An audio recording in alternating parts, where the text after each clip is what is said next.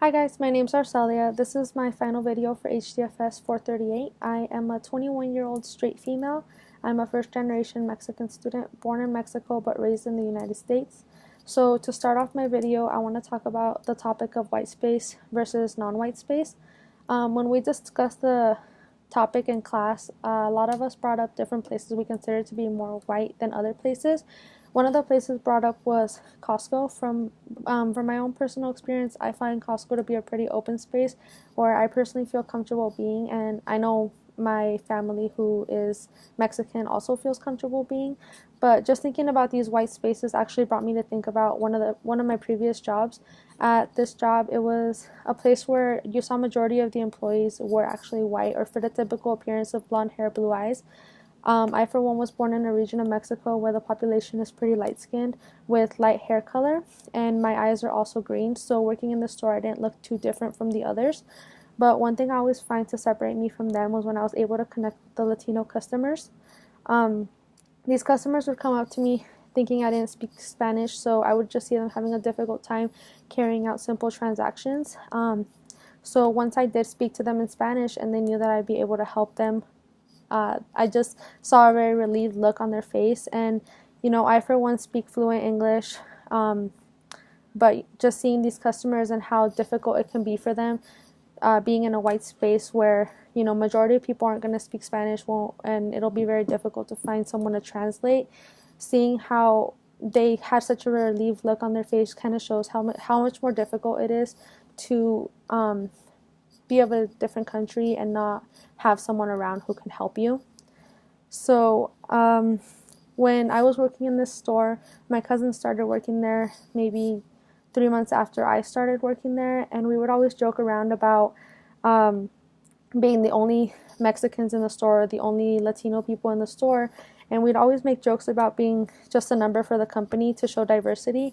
And for like obviously me and him weren't the only two Hispanics or Latinos in the store, and there was more diverse people there, but it was just a joke we would make between ourselves. But it is kind of like hard to see that there's just such little representation of the Latino population, or much diversity in stores like this and white spaces.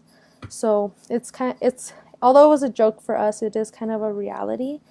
Another thing I kind of wanted to bring up was when we talked about the Latino population in class the other day.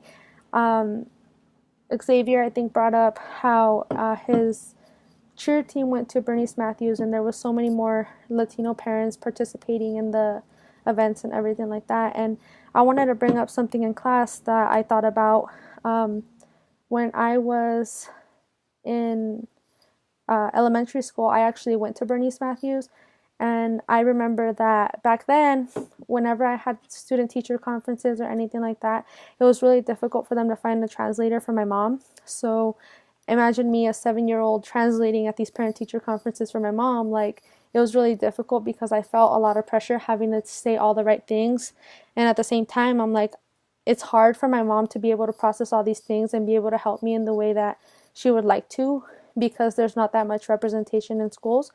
But listening to what Xavier had to say kind of brought me back thinking about, now my little sister goes to Bernice Matthews, and she is 8 years old, and there's a lot more people who speak Spanish who are able to translate for my mom. Like, my mom can go to a student teacher conference and be confident that she's getting the correct information, and she'll be able to help my little sister get any resources or anything that she might need. So I think that's a really important thing to notice now in our school systems, the increasing diversity for all the students. Another thing I wanted to talk about a little bit was also the DFS and Upward Bound programs. So I unfortunately was never able to be a part of either of these programs. I was really interested in doing Upward Bound when I was in middle school, but as I told you all in class, I am a DACA recipient, and back when I was in middle school, I was an undocumented student. So for me, this was kind of like a dream that I wasn't going to be able to achieve, because in order to do Upward Bound, you did have to be a U.S. citizen. So this was really hard for me at first, because I knew that I was going to have a hard time getting the resources I needed or the help I needed because I am a first generation student. My older sister did not go to college. When I was in middle school, she was actually pregnant with my nephew. So, she was still going to school, but it was just taking her longer to finish school. So, anyways, I knew my older sister wouldn't really be able to help me that much going into college. And my parents, they obviously are from a different country, so they don't know the college system here in the United States, so they would not be able to help me as much either.